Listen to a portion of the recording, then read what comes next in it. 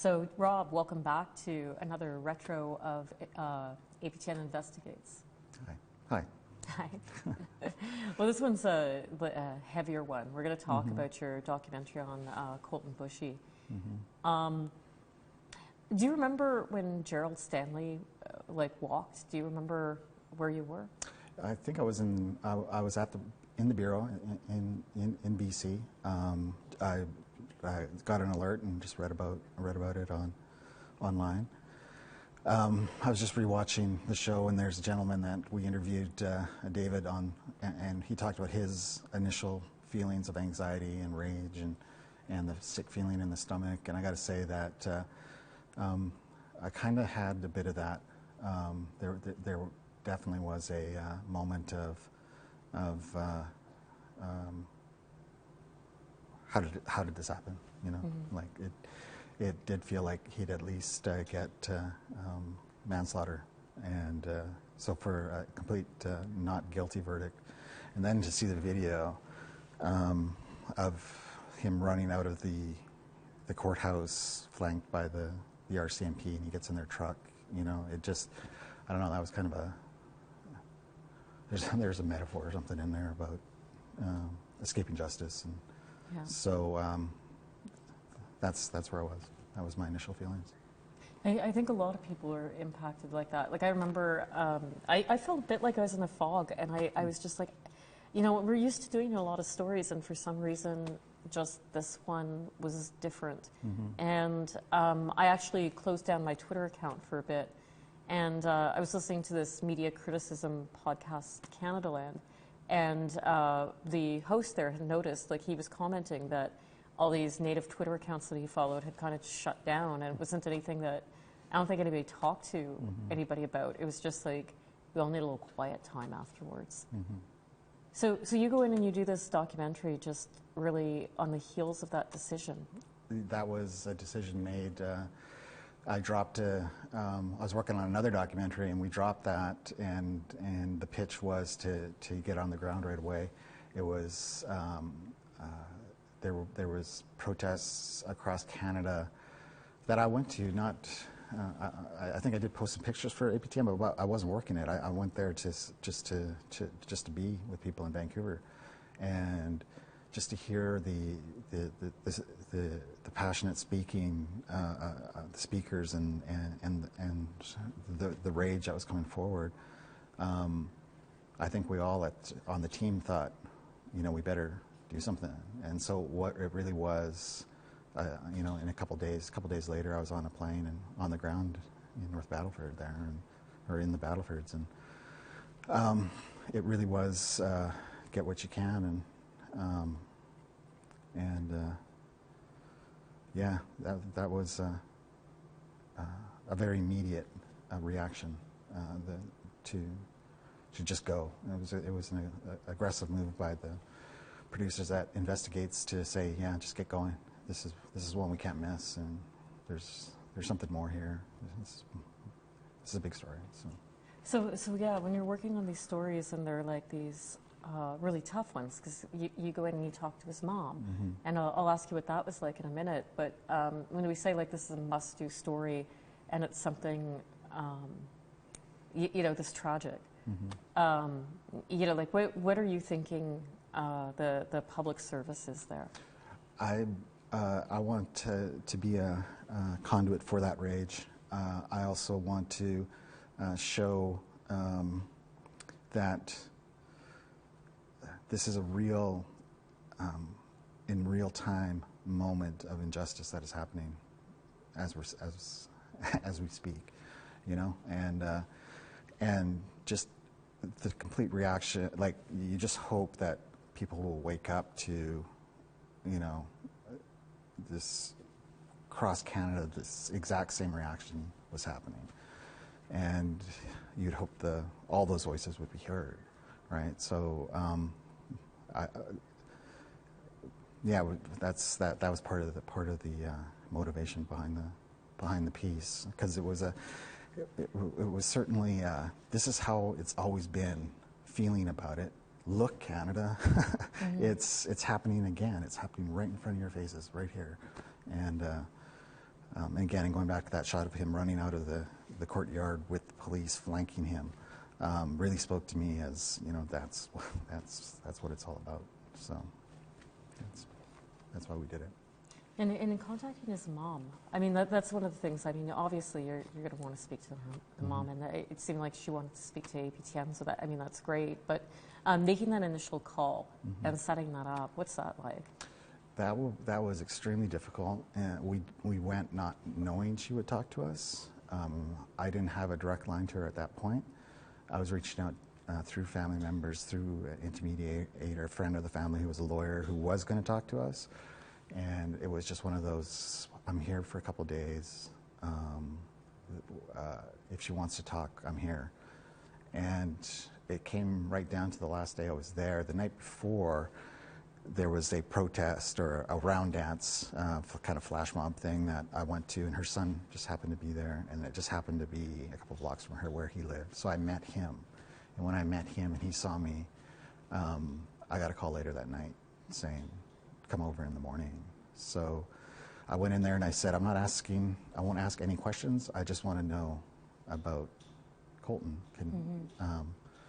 And so I set up the camera, and she placed Colton's blanket on the couch and called his little dog over to her lap, and she just started talking about him.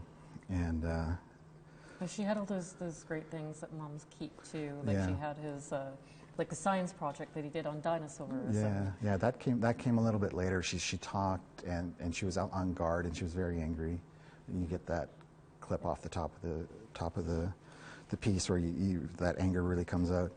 But I think we talked for a bit, and then I just said I just need a few follow-up, just to get some dates and stuff straight, and then we kind of had a little bit of a back and forth chat, and she said, just wait a minute, I got this stuff. And that's when she went off camera, came back with all this.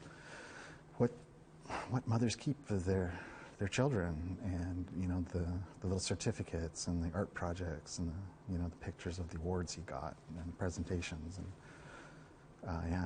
that was it's tough. It's heartbreaking thinking about it. Well, it reminds me a little bit of sometimes when we go to do missing and murdered women stories, there's when she brings those things out, it humanizes Colton. Like people didn't know him, and it's really, I guess, a sad way, because there's been a lot of debate. Was he a good kid? Was he a bad kid? And it's like, well, he's been shot. It's like, and at this point, it doesn't make a difference because he's dead, and whether he's good or bad, that's it for him. And at one point, he was her little boy. And that's important in all this to know that he was a child at one point who got awards at school. And he had that great line, it's like the world would be a better place if everybody just sat under a tree with a book and read. Yeah. So, and something that impressed his teacher enough to tell his mother about it later on. So he was evidence that he was a very, very thoughtful young boy.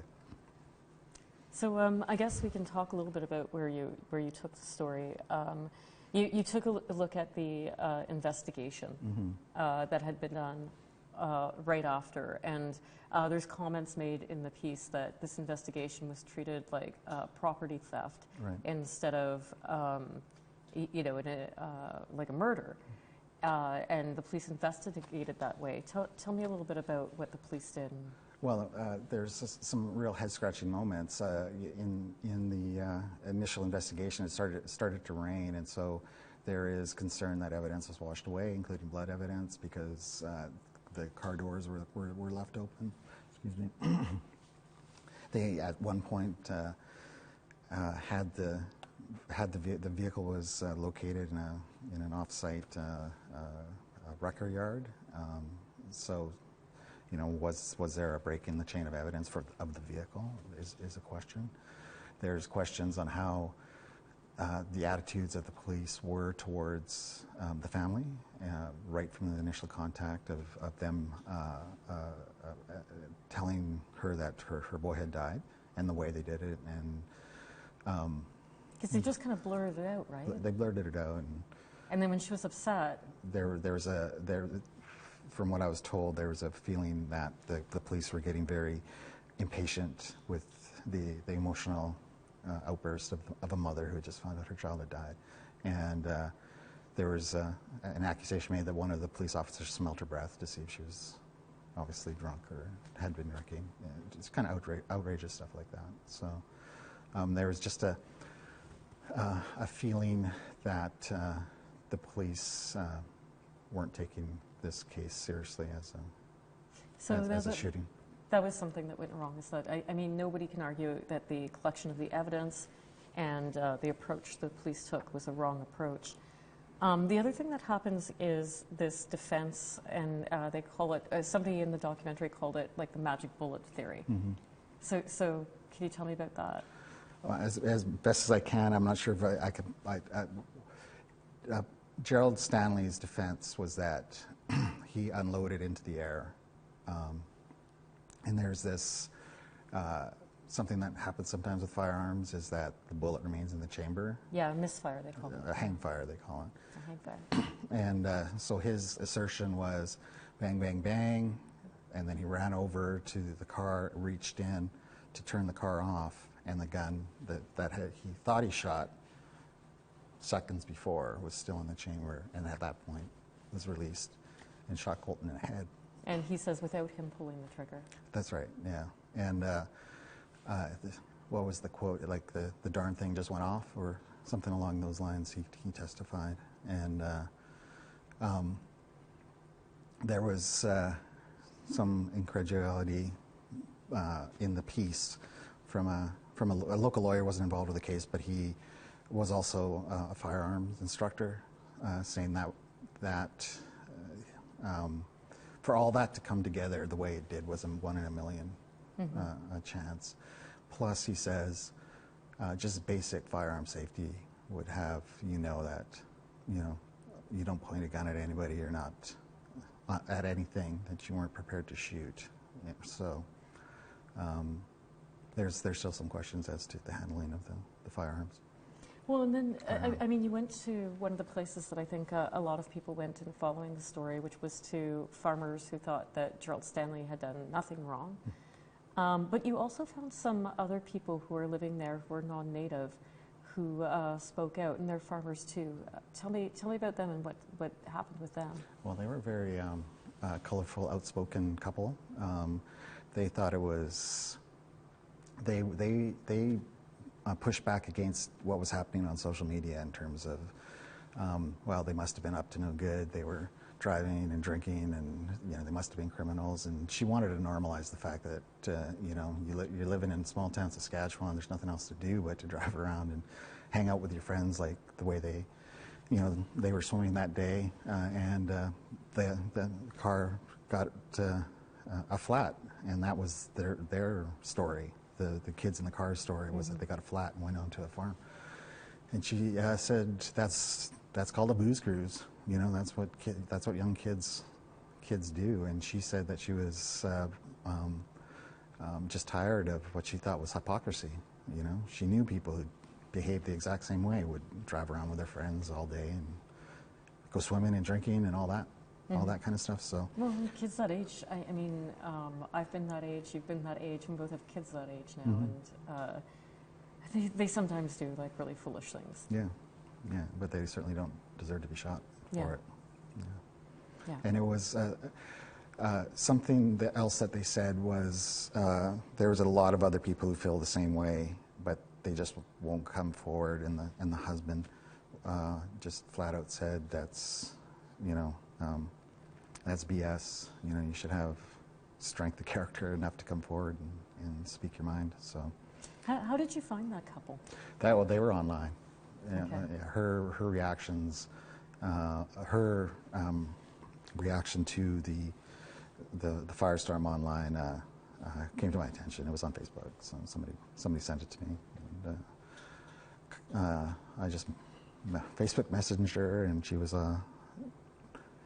her and Eleanor Sunchild, the family lawyer, were the only two people I knew I had an interview with when I landed. So what do we take away from the story? I mean, I don't know if people are really like outside our community are talking about it anymore. What are we left with? I'm not sure what we can take away from it. It's a tragic story. It's one we did our best to show, both on the micro level and the macro level, as to what First Nations have to deal with in the justice system in Canada. But it may be yet another example,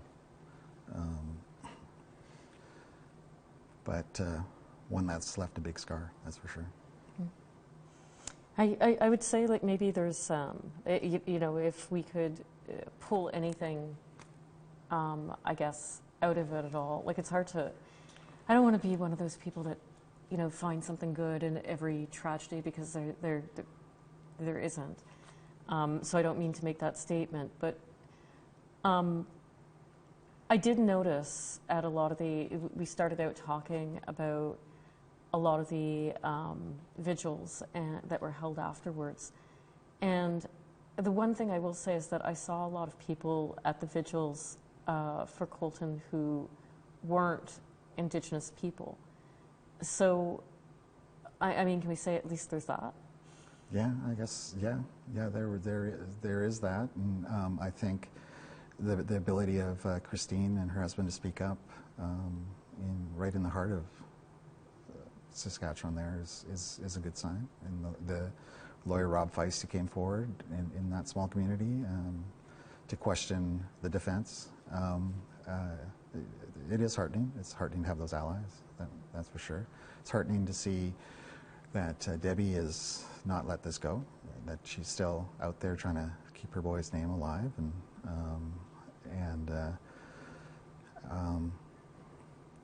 we can only hope that at some point there will be some justice. Yeah. Thank you for talking to me today. Okay, thank you.